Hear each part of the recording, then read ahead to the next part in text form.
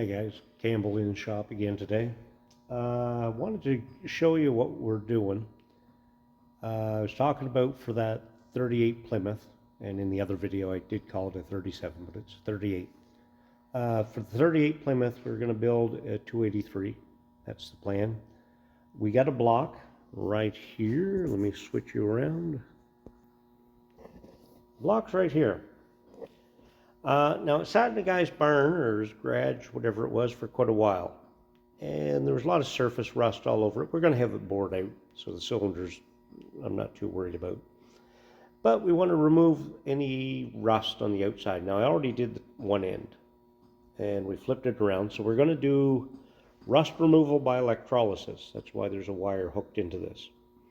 So I'm going to set you guys up here so you can see what I'm doing. Maybe. Yeah, right there will do. Let's see if I can drop the phone into the water. So, all that we got in this bucket right now is pure clean water. So to do the electrolysis, what we're going to add is a little washing soda, laundry soda. There's a specific amount you're supposed to use.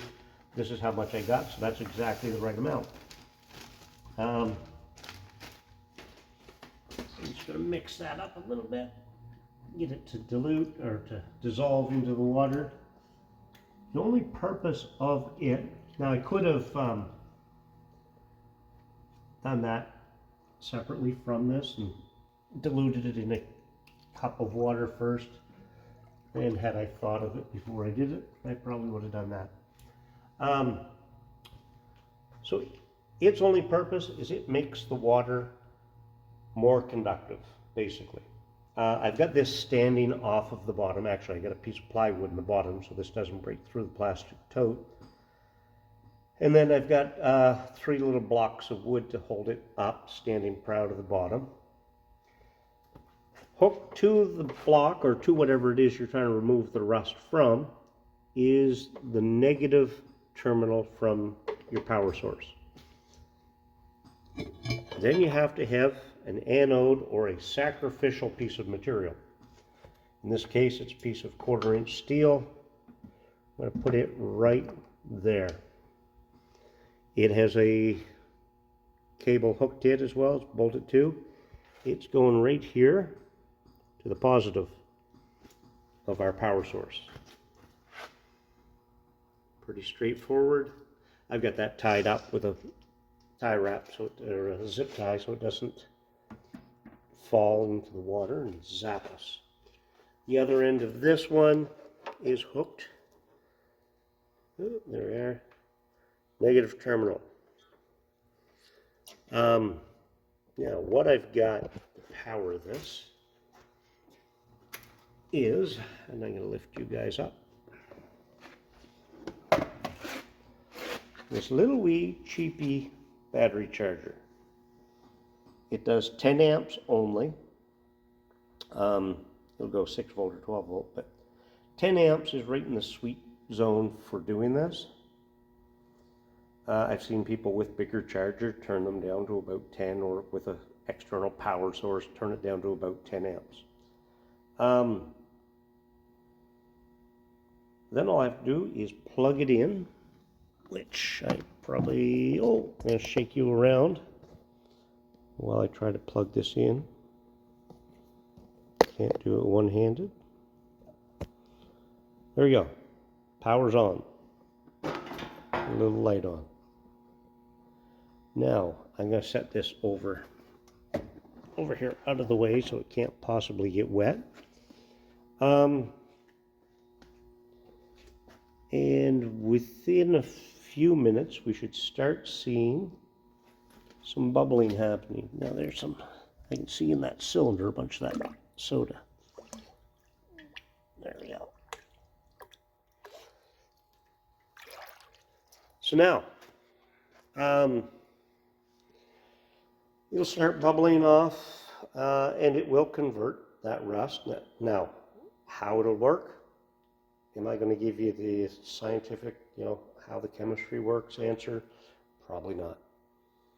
But it basically bubbles the rust off of the steel onto the sacrificial piece, the anode, or the piece of 1/4-inch steel. We did the other end first because it's too tall to fit in my bucket and too wide. So we're doing it in 2 steps. It was brand new piece of steel when we started. And after letting this soak for a couple of days doing the first side, it's really pitted. It actually, when they say it's sacrificial, it really is. When we finish, I'll show you. And after it's done this side as well, it should be pretty pitted up. For now, there's not much exciting to see here. You can see barely, I don't know if you guys can even see it, starting to bubble a little bit. I don't think we're going to get, yeah, there you see a few bubbles. And that's just having plugged it in for a minute or so. Now you might have noticed I have power hooked to it, and I stuck my hand right in that water with no problem. I'm only touching one part of the circuit. I'm not touching ground as well. So be careful of it, because it is a live circuit. And boom. Do not touch live circuit, electrolysis in progress. Make sure that it's labeled so no one accidentally comes and grabs both sides of this and zaps themselves. Anyway, that's all I'm going to do with this for tonight. I'm going to head home. There I am. Oh, lots of lights in the background. That's all I'm going to do tonight. I'm going to head home, and I'll show you what this looks like tomorrow around the same time before I go home, so you can see how quickly it starts to work and what to expect in the water. The last one, because I wasn't in on Monday, I had a day off. That first side sat in this for 5 days. It was probably longer than it ever needed to. It just worked out that I was off. I put it on Thursday and I didn't get back in here until Tuesday. So it was a fairly long process that way, or a fairly long soak doing it. But we got a lot of crap off of this block. And the nice thing is, as you're removing rust with electrolysis, it's also removing it inside the water jackets. Whereas using anything external that you're just trying to remove it with, it's not going to get inside there. So with an old block like this, and this block is from, I think the casting number would put it 64 to 67. That's 60 years of, or 60 years plus. It's 2025 now. It could be 64. That's a lot of time to have water in those water jackets, and there can be a lot of scaly old rust in there, and we're basically cooking all that out as well. Anyway, I'm going to head out now, and I'll show you this tomorrow. Okay, just a quick update. This is about 24 hours of soaking in here. You flip you around. There we are. So you can see all the rust material that's been freed up. It's floating around, migrating its way over to the plate. Like I say, this is about 24 hours. The little bit of flash rust showing in the cylinders I'm not worried about because it's getting bored out. And just basically baking off all the excess. Anyway, I'll show you more in a day or two. Okay, she's pretty much done. I actually ended up leaving it in here longer than I meant to, just because I got busy. Don't need that anymore. Maybe we'll do that block too. See? 2-bolt block. Anyway, this now, the other end should be done. I'm gonna kill the power to our charger. This, I don't know if that's, no, I'll need a wrench for that one. Right here, I want to show you, if I can do it one-handed here. how much gunk settles on that sacrificial piece. When I go to scrape it here in a minute into the garbage can, I'll show you. Just 1 second.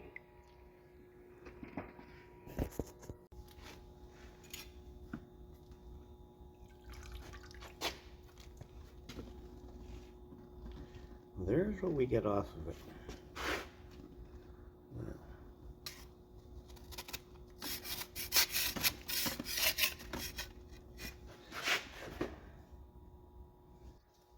Get her here where I can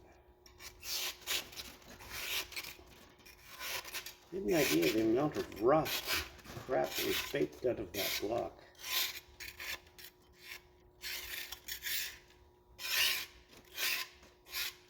Well, like I say, when I started, the whole thing was just like this. It was brand new steel. Took a flapper disc and shined it up to make it nice and smooth.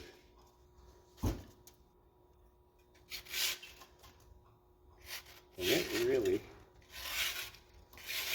got a lot of crap. Now, get all the loose stuff off. I'm going to go and take it over. Rinse off that crap, and I'm just going to clean it up with a wire brush so you can see, because it's hard to tell there, and even looking at it with that sort of muddy stuff still on it, how much material it took. Well, there's a big indentation. Because when I just did the first side, I could tell it removed a lot of material from this. So I'm going to go clean this up, and then bring it back and show you what it looks like. Okay, here it is all cleaned up. I'm getting close here. You can see, started out nice and smooth like this. And you can see how pitted this is. And when they say it's sacrificial, they aren't joking. Shake you around a bit here. The edges are the same way. Again, nice smooth brand new steel there. And this was, what was it, 8 days, I think, 8 or 9 days between the two sides of the block. Removes a lot of material off of this, so it worked. Now the hard part, go get that block out of the bucket without getting myself soaked. Okay, got it out of the water, up onto the bench. A little bit of struggle, but not too bad. You can see the old Chevy orange paint is basically just falling off. Comes off pretty easy. I get what I can with a putty knife, and I'll grab a wire brush here in a second. There is some sludge and crap inside of it. We're going to wipe it all out here in a second. But it does quite a job on it. When even the old paint comes off.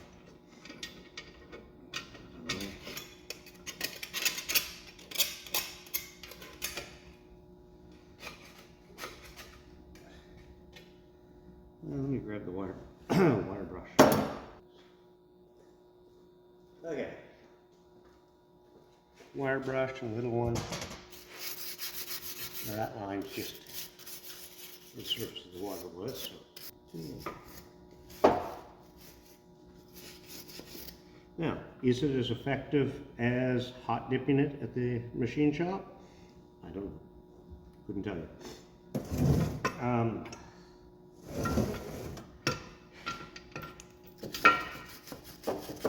It's pretty clean.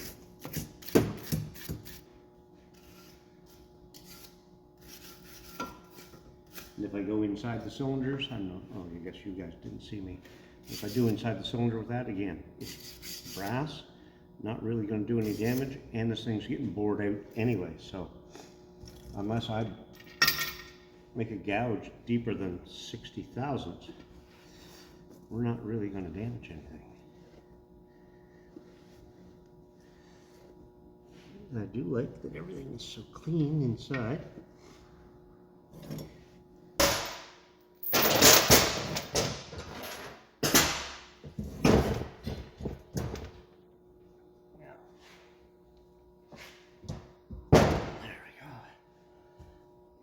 I don't know if you remember what the valley looked like when I first started this.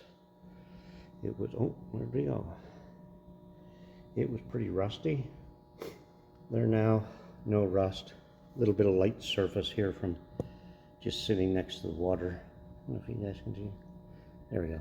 And when I lube this up, that's all gonna disappear and all my troubles will go so far away. Oh, that was yesterday. Never mind. It's all brushing right off. I'm just gonna clean that out.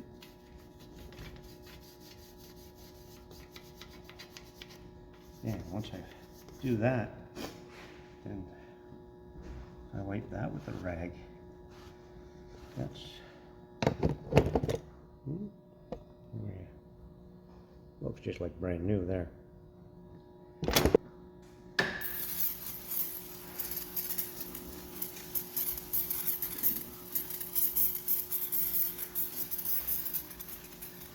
Getting her everywhere. Again, we don't want this to rust again.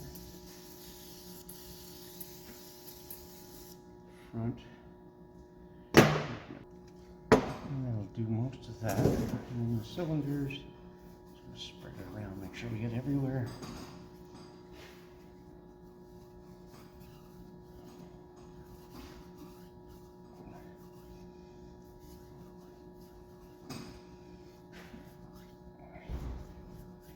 Again, this thing is getting bored out, but I want it to prevent any rust if I can.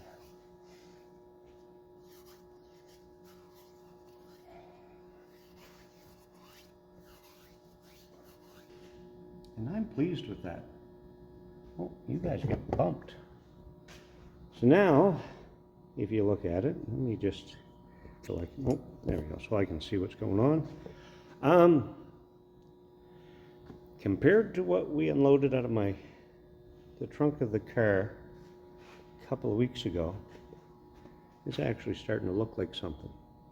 Oh, I gotta put a little bit up here too. A little lube. Where'd we go? Yeah. Just any of these machine spots. Any surfaces.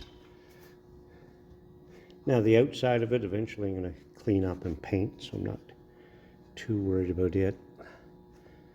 Just the spots that I'm not going to, I don't want to rust up. Yeah. Looks pretty good. Get it punched out, put new cam bearings and stuff in it, and then start building it. Sounds like fun. Okay, for now I'm going to head out, get out in the shop, start playing with something, go do stuff. Right now, I'm going to go back to cleaning up this shop. It's the end of the day. Till next time, don't forget safety glasses.